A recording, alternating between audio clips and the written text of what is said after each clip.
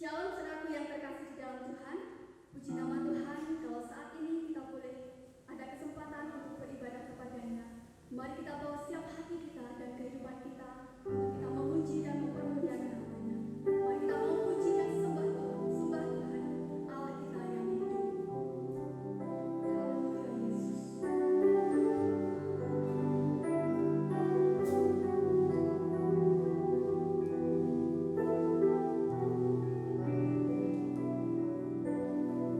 Mari bawa seluruh kehidupan kita dan kita mau angkat hati kita untuk menyembah Tuhan.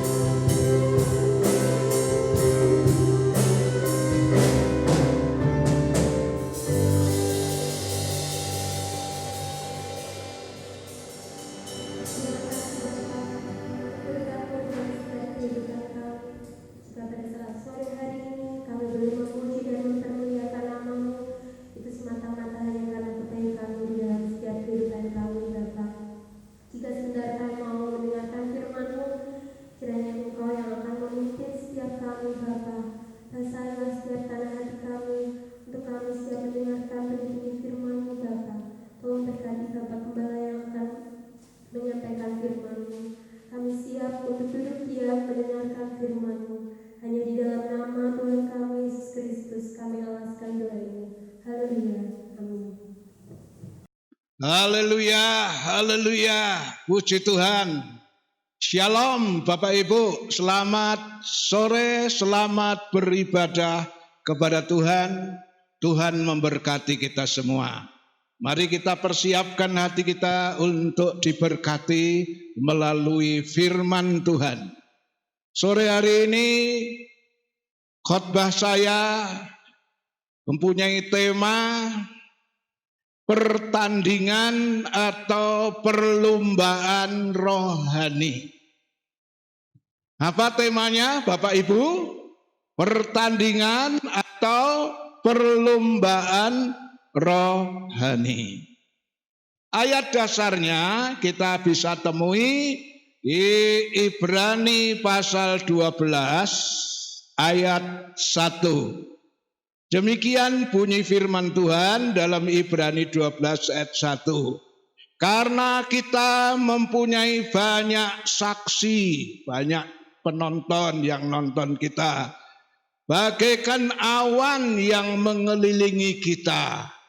Marilah kita menanggalkan semua beban dan dosa yang begitu merintangi kita, dan berlomba dengan tekun dalam perlombaan yang diwajibkan bagi kita. Ya, kehidupan orang Kristen diupamakan seperti atlet, olahragawan yang sedang bertanding, di mana banyak sekali saksi penonton.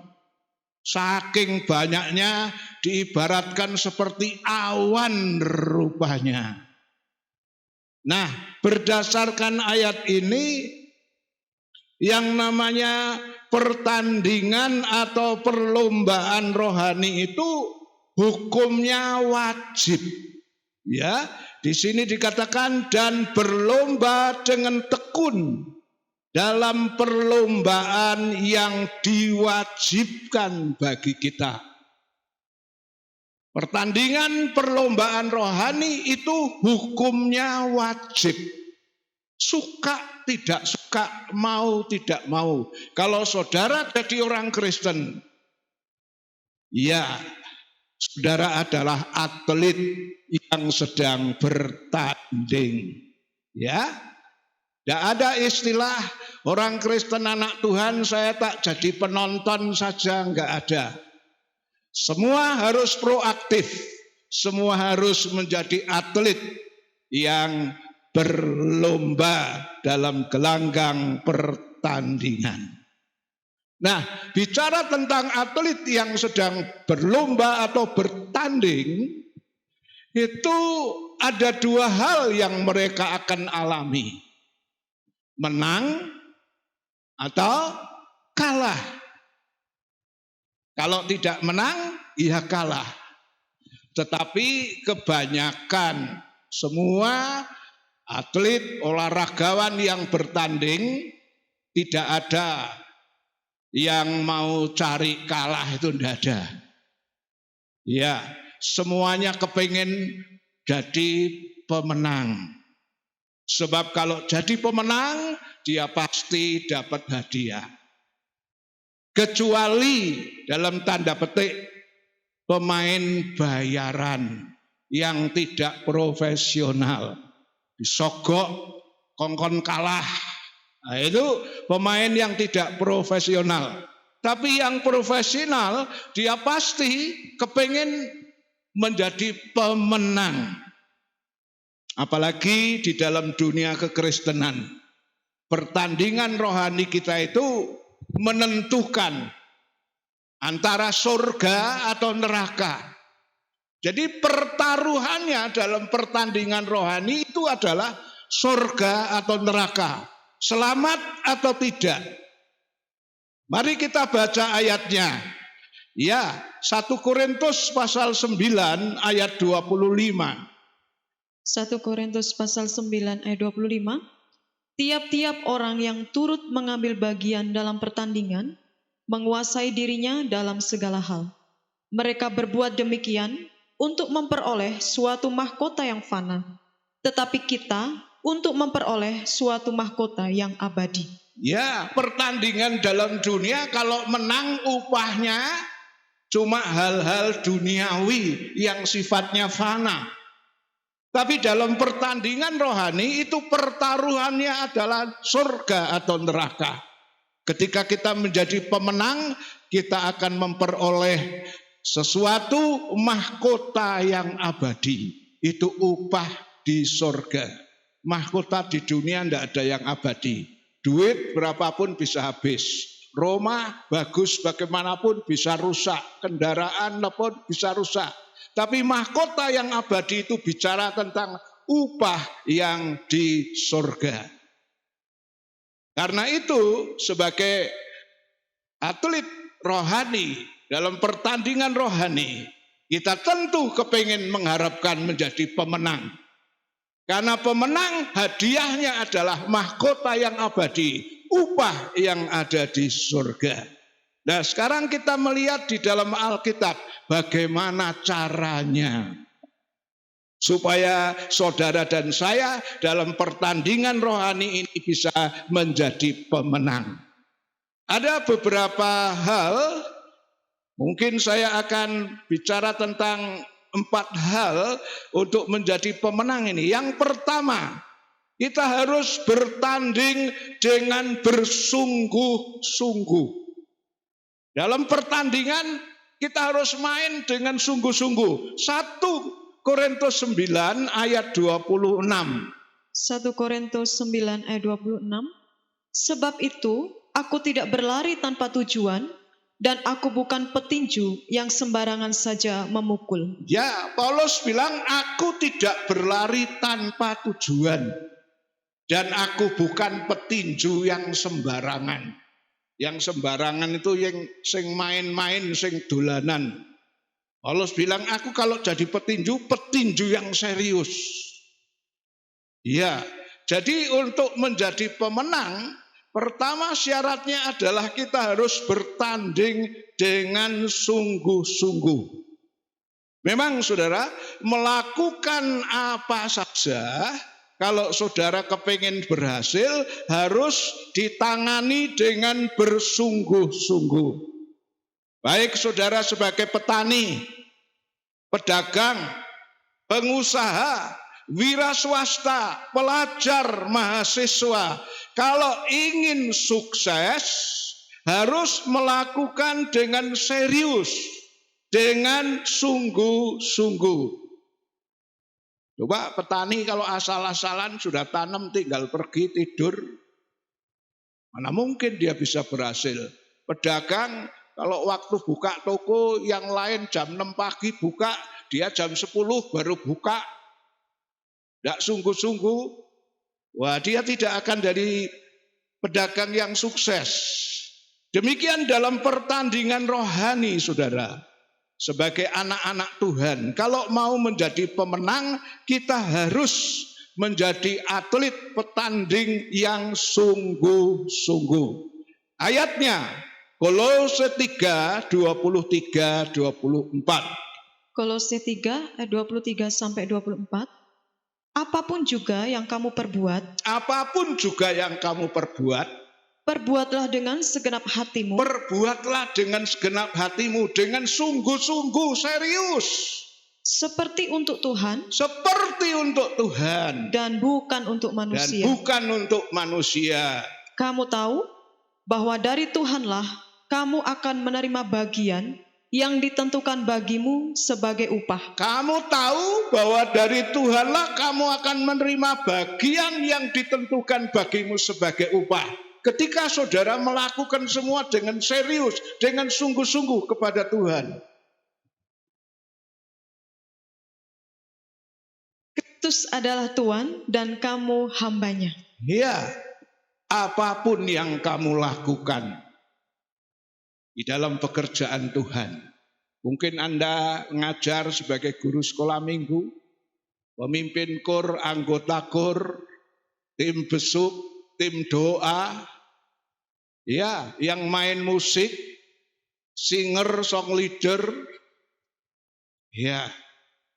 Ini semua yang nyuting ini, kru ini juga saya lihat dia serius benar-benar. Karena dia kepengen melihat hasil yang maksimal. Jadi seperti halnya atlet itu kalau pengen menang, bertanding dengan sungguh-sungguh. Demikian dalam kehidupan kekristenan. Dalam mengiring Tuhan, ibadah sing tenanan, serius. Doa yang serius. Melayani serius. Seperti kepada Tuhan, bukan kepada manusia. Kalau saudara melayani karena manusia, sebentar saja bosan. Ya. Dan kalau saudara melayani karena manusia, kalau toh dapat upah dari manusia kecil sekali. Tapi kalau saudara melayani karena Tuhan, saudara tidak akan pernah bosan, tidak akan waleh. Dan nanti upahnya itu dari Tuhanlah yang memberi upah. Luar biasa. Ya, yang kedua, menjadi atlet yang harus bisa menang itu harus punya sifat pede. Apa itu pede? Percaya diri, tidak boleh minder. Ya, kalau sudah masuk dalam gelanggang pertandingan harus percaya diri. Tidak boleh minder. Caranya bagaimana? Tidak perlu dengar apa kata orang. Ya, tidak perlu dengar apa kata orang. Ya, misalnya sejak saudara jadi orang Kristen, mungkin ada yang banyak tanya, Mas, Mbak, lu sekarang kok kamu jadi Kristen ya? Kamu ke gereja ya? Mungkin macam-macam komentar mereka. Saudara tidak usah dengar. Ya, jadi untuk bisa pede tidak perlu dengar apa kata orang. Bahkan juga tidak perlu dengar komentar dari lawan Anda dalam pertandingan. Ya, kita akan melihat kisah ini di dalam kehidupan Daud ketika dia berperang melawan Goliat. Pertama, dia menghadap Saul, komentarnya Saul minir sekali. Kamu mesti anak muda, kok mau melawan Goliat. Coba itu 1 Samuel 17 33 sampai 37. 1 Samuel 17 ayat 33 sampai 37. Tetapi Saul berkata kepada Daud, "Tidak mungkin engkau dapat menghadapi orang Filistin itu." Tidak mungkin kamu dapat menghadapi orang Filistin Goliat itu. Untuk melawan dia, Ya. sebab engkau masih muda, Kamu masih terlalu muda. sedang dia sejak dari masa mudanya telah menjadi prajurit. Sebab dia Goliat sudah lama jadi prajurit, jadi tentara. Tetapi Daud berkata kepada Saul, "Hambamu ini biasa menggembalakan kambing domba ayahnya. Apabila datang singa atau beruang yang menerkam seekor domba dari kawanannya, maka aku mengejarnya, menghajarnya, dan melepaskan domba itu dari mulutnya. Kemudian apabila ia berdiri menyerang aku, maka aku menangkap janggutnya, lalu menghajarnya dan membunuhnya. Baik singa maupun beruang telah dihajar oleh hambamu ini. Dan orang Filistin yang tidak bersunat itu, ia akan sama seperti salah satu daripada binatang itu, karena ia telah mencemooh barisan daripada Allah yang hidup." Pula kata Daud, "Tuhan yang telah melepaskan aku dari cakar singa dan dari cakar beruang, dia juga akan melepaskan aku dari tangan orang Filistin itu." Kata Saul kepada Daud, "Pergilah, Tuhan menyertai engkau." Ya, waktu mau melawan Goliat disuruh minta izin sama Saul. Apa kata komentar Saul? Kamu itu masih muda sekali. Itu musuhmu itu jam terbangnya sudah tinggi, sudah cukup banyak. Kamu masih terlalu muda. Paulus bilang, jangan ada orang Anggap engkau rendah karena engkau muda. Ya, orang-orang muda kadang-kadang dipelek. Tapi mari kita mau bersikap seperti Daud. Ketika Saul ngomong gitu, Daud bilang, oh Tuanku, aku ini biasa menggembalakan domba. Kalau ada singa, ada beruang mau menerkam, aku lawan, aku hajar sampai mati. Begitu juga itu musuh itu Goliat akan kuhajar. Ini komentar dari Saul. Nah, sudah gitu dalam pertandingan melawan Goliat, apa komentarnya Goliat? Goliat juga berkomentar, mengintimidasi, nakut-nakut Daud. Coba itu komentarnya Goliat. 1 Samuel 17, 42 sampai 45. 1 Samuel 17, 42 sampai 45. Ketika orang Filistin itu menunjukkan pandangnya ke arah Daud serta melihat dia, dihinanya Daud itu karena ia masih muda, kemerah-merahan dan elok parasnya. Orang Filistin itu berkata kepada Daud, anjingkah aku, maka engkau mendatangi aku dengan tongkat? Lalu demi para allahnya, orang Filistin itu mengutuki Daud. Pula orang Filistin itu berkata kepada Daud, hadapilah aku, maka aku akan memberikan dagingmu kepada burung-burung di udara dan kepada binatang-binatang di padang. Tetapi Daud berkata kepada orang Filistin itu, engkau mendatangi aku dengan pedang dan tombak dan lembing, tetapi aku mendatangi engkau dengan nama Tuhan semesta alam, Allah segala barisan Israel yang kau tantang itu.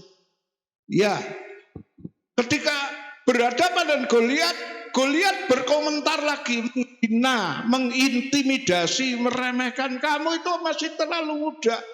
Kok mau berani-berani melawan aku? Apa aku ini anjing? Kamu kesini bawa tongkat. Mana bisa kalahkan aku? Goliat mengintimidasi, nakut-nakuti. Nanti dagingmu tak berikan sama burung-burung binatang buas di hutan. Tapi Daud bilang apa? Kamu menghadap aku dengan tombak dan pedang, aku menghadap kamu dengan nama Tuhan serba sekalian alam, barisan orang Israel yang kamu hujat itu. Dan Daud melawan Goliat dengan pedenya, dengan percaya bahwa Tuhan pasti membelanya dan Goliat bisa dikalahkan. Yang ketiga, untuk menjadi pemenang di dalam pertandingan olahraga atlet ini, yang ketiga harus disiplin latihan. Tidak boleh jemu dan bosan. Seperti para atlet, mereka kalau mau bertanding setahun sebelumnya atau mungkin ada 2 tahun sebelumnya harus latihan terus. Sehari bisa 4 sampai 5 jam harus latihan. Ini pertandingan olahraga secara duniawi, secara manusia.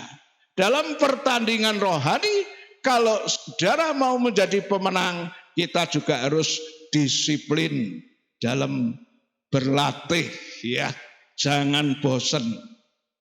Mari kita akan lihat tentang latihan secara rohani itu apa sih wujudnya. 1 Timotius 4 ayat 8. 1 Timotius 4 ayat 8. Latihan badani terbatas gunanya. Latihan badani itu olahraga, senam dan sebagainya, itu olahraga, itu latihan badani. Ya, apa sedikit gunanya? Tetapi ibadah itu berguna dalam segala hal. Ibadah berguna dalam segala hal. Karena mengandung janji, Ya, baik untuk hidup ini maupun untuk hidup yang akan datang. ya, kalau untuk latihan badani, olahraga, pertandingan dalam olahraga itu saja harus disiplin latihan supaya jadi pemenang. Itu pun upahnya hanya hal-hal yang fana. Tapi dalam pertandingan rohani upahnya itu surga, saudara. Jadi kita harus berlatih bertanding dengan latih dengan serius. Di dalam 1 Timotius 4:8 dikatakan latihan badani sedikit gunanya. Latihan badani yang dimaksud di sini itu senam, olahraga, itu melatih badan kita, melatih jasmani kita supaya bisa jadi kuat. Memang ada gunanya, tapi sedikit. Terbatas hal-hal yang jasmani. Tapi ibadah itu banyak sekali gunanya karena meliputi hal-hal yang jasmani dan yang rohani. Di sini Paulus sedang membandingkan bahwa olahraga, latihan badani itu dibandingkan, disamakan dengan, ya, di sini dikatakan latihan badani sedikit gunanya, tapi ibadah. Paulus sedang menyamakan latihan badani olahraga itu dengan ibadah. Ibadah itu ada banyak gunanya. Jadi secara rohani kita disiplin berlatih. Latihan secara rohani itu bicara tentang masalah ibadah. Ya, di dalam ibadah kita harus tidak jemu-jemu, tidak bosen-bosen, ya. Yang namanya ibadah itu bisa juga berupa ibadah kebaktian di gereja. Kalau zaman Covid seperti ini belum bisa kumpul ibadah di rumah secara online. Nah, ibadah itu juga bisa berupa misalnya saat kita mengadakan saat teduh dengan Tuhan melalui baca dan renungkan firman. Itu termasuk latihan secara rohani. Kisah Rasul 17 ayat 11. Kisah para Rasul 17 ayat ke-11. Orang-orang Yahudi di kota itu lebih baik hatinya daripada orang-orang Yahudi di Tesalonika. Ya, yang dimaksud orang rohani di kota itu yaitu di Berea. Itu lebih baik hatinya dari orang Yahudi yang di Tesalonika. Kenapa? Karena mereka menerima firman itu dengan segala kerelaan hati. Mereka menerima firman dengan senang, kerelaan hati.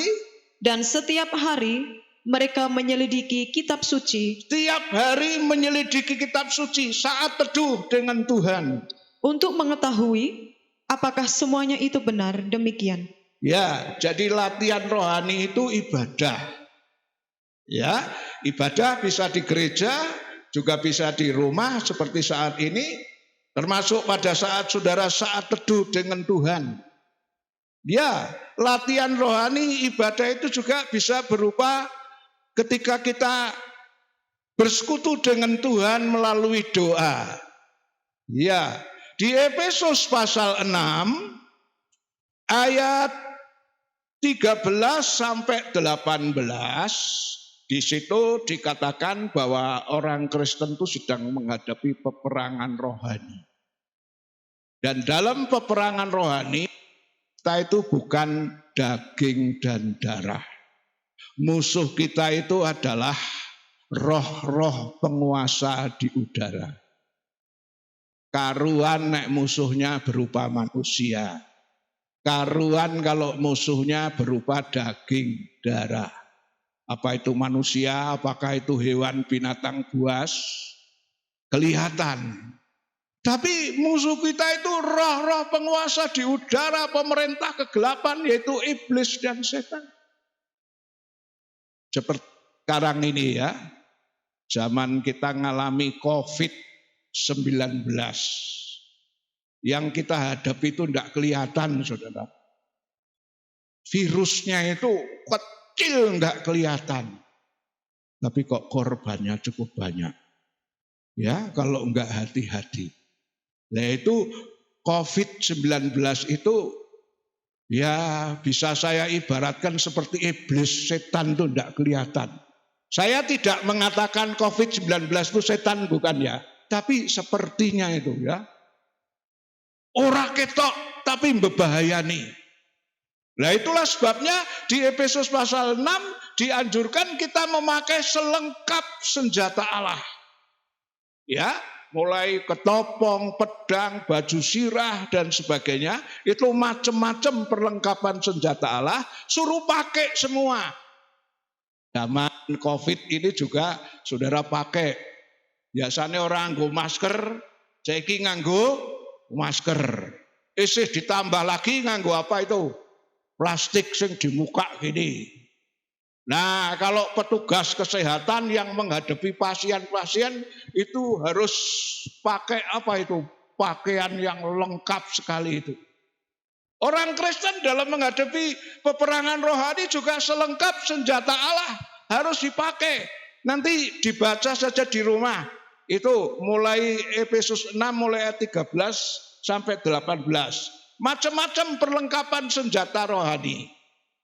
Namun pada ayat 18 dikatakan sekalipun Anda sudah memakai perlengkapan senjata rohani secara komplit, jangan lupa tidak kalah penting adalah doa. Baca Efesus 6 ayat 18. Efesus 6 ayat 18.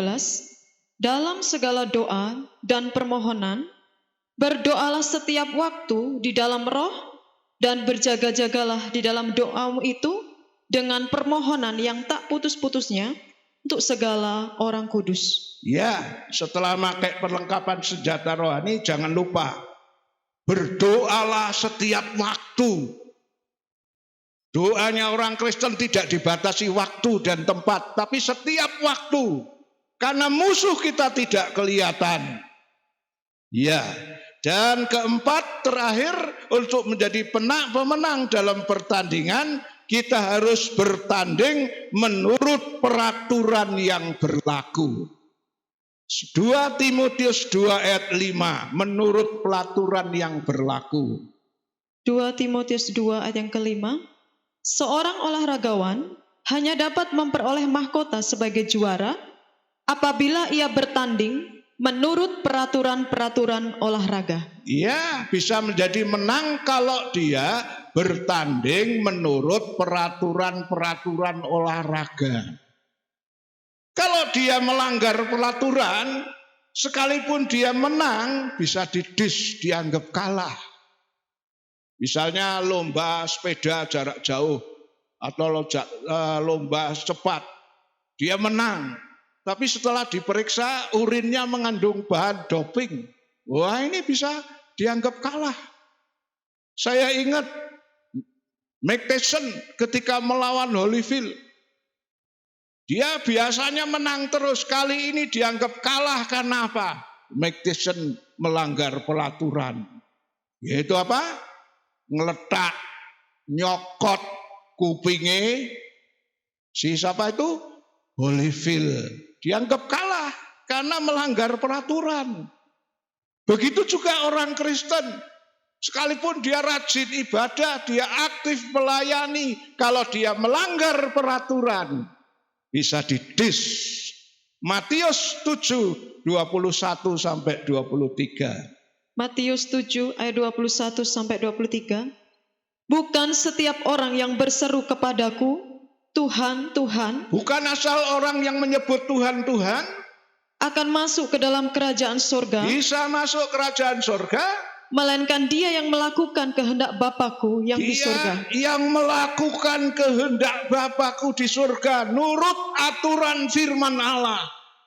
Pada hari terakhir, banyak orang akan berseru kepadaku, Tuhan, Tuhan, bukankah kami bernubuat demi namamu, dan mengusir setan demi namamu, dan mengadakan banyak mujizat demi namamu juga?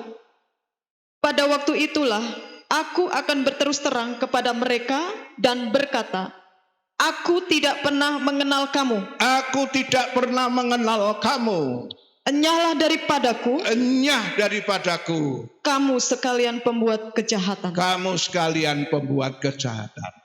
Sekalipun orang itu rajin ibadah, suka melayani, ya sampai dikatakan sudah bernubuat demi nama Tuhan. Saya sering mengatakan nubuat itu adalah karunia ya, dari antara 9 karunia itu yang mempunyai nilai plus. Karena apa? 1 Korintus 14 Bapak bilang usahakan kamu mendapat berbagai karunia.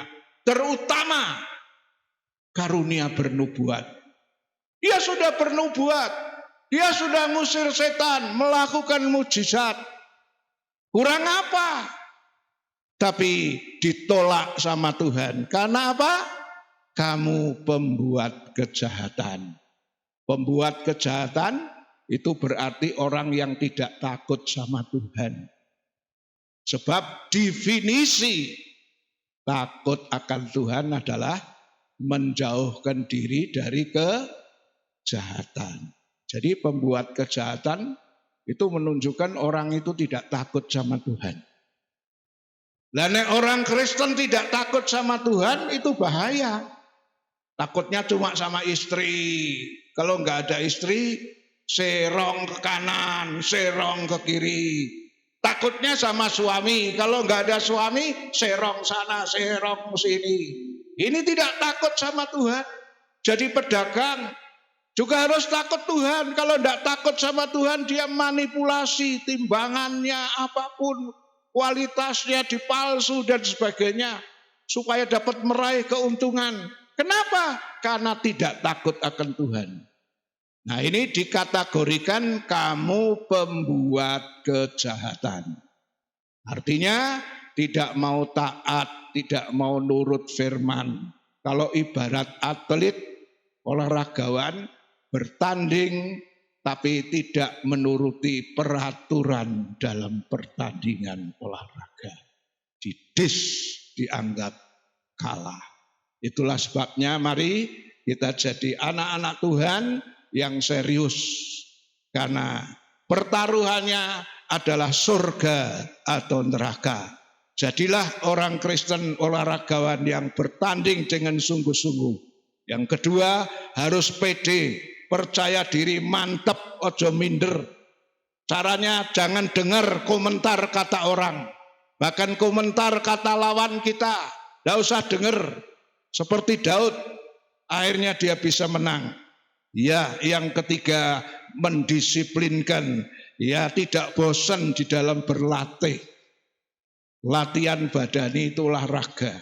Kalau latihan rohani itu ibadah. Ibadah bisa berupa ibadah di gereja, bisa juga saat teduh di rumah, dan juga saat saudara berdoa. Ini merupakan paket daripada ibadah. Jangan bosan, jangan jemu, supaya saudara menjadi pemenang. Musuh kita itu tidak kelihatan. Itulah sebabnya setelah kita memakai perlengkapan senjata Allah pun, kita harus banyak berdoa. Ya, terakhir dalam pertandingan supaya bisa menang, kita harus bertanding menurut peraturan olahraga. Jangan melanggar firman. Dengan demikian, saudara akan bisa menjadi pemenang secara rohani dan berhak mendapat upah di dalam kerajaan sorga. Amin. Tuhan memberkati.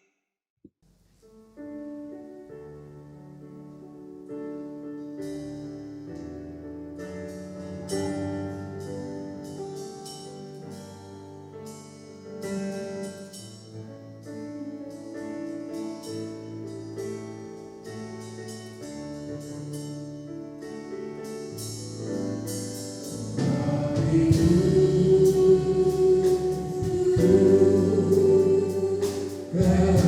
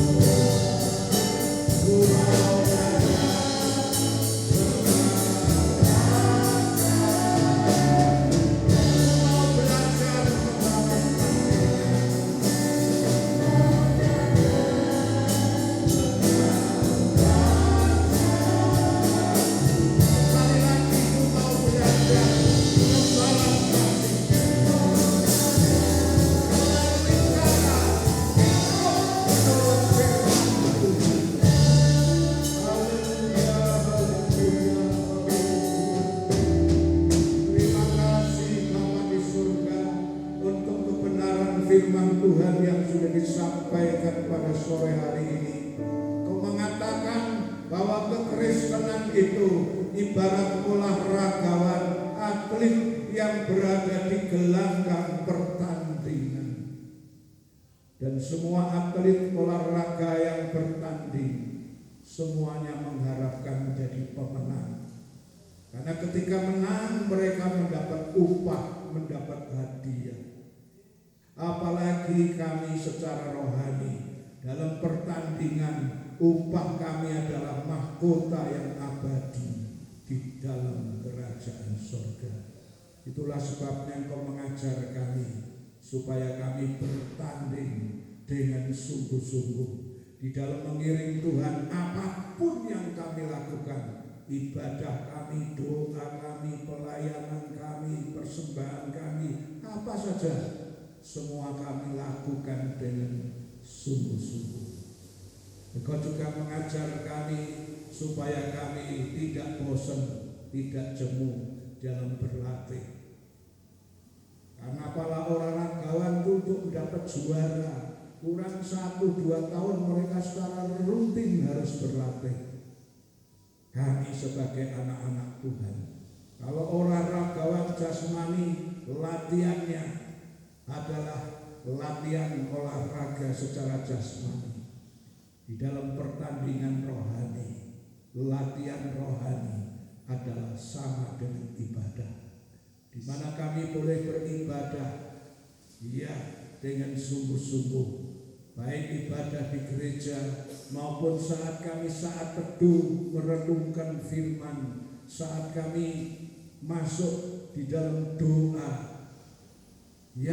Sekalipun kami sudah memakai perlengkapan seluruh senjata Allah, tetapi firman mengajar kami juga jangan lupa berdoa setiap waktu. Karena musuh yang kami hadapi bukan daging dan darah, tapi penguasa di udara. Doa adalah kekuatan dari orang Kristen. Karena di dalam doa kami bisa menghirup atmosfer surga yang bisa memberikan kekuatan secara rohani. Tuhan, Kau juga mengajar kami supaya kami dalam pertandingan rohani ini, kami mau menjadi orang Kristen yang bertanding menurut aturan olahraga, menurut kebenaran firman Tuhan.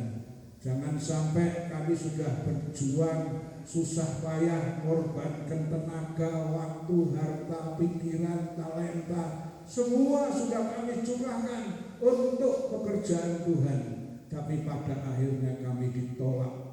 Karena apa? Karena mungkin kami tidak hidup menurut firman Tuhan.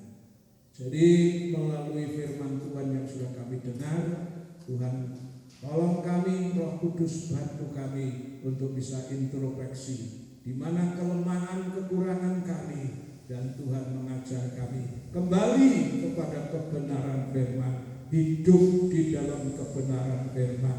Karena bukan orang yang menyeru Tuhan yang bisa masuk surga, tapi adalah orang yang melakukan kehendak Bapa di surga. Terpujilah namamu Bapa, di dalam nama Tuhan Yesus Kristus. Haleluya, amin. Tuhan memberkati.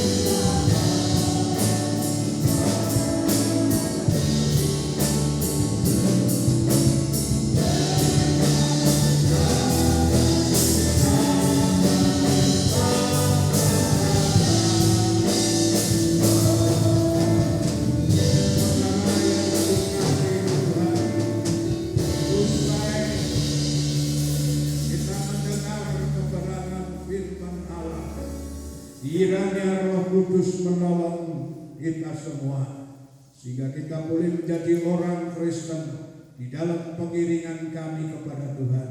Serius sungguh-sungguh sama Tuhan, hidup di dalam kebenaran firman. Tidak ada satu yang ditolak oleh Tuhan, melainkan semuanya akan mendapat upah mahkota abadi di dalam kerajaan surga.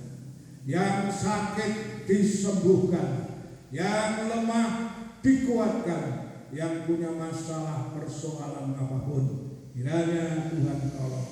Tuhan berkatilah setiap usaha anak-anak-Mu yang tani, ternak, dagang, wira swasta, bahkan bekerja apapun yang halal. Tuhan Yesus memberkati. Anak sekolah, kuliah, Tuhan kasih hikmat, kepandaian, kepintaran. Tuhan membuatnya menjadi sukses, dan apapun yang mereka butuhkan, Engkau sediakan.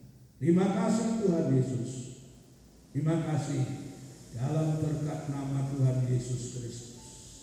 Terimalah berkat daripada Allah Bapa, kasih sayang dari Tuhan Yesus, bahkan persekutuan Allah Roh Kudus menyertai saudara dan saya saat ini sampai Maranatha, Tuhan Yesus datang kembali. Haleluya.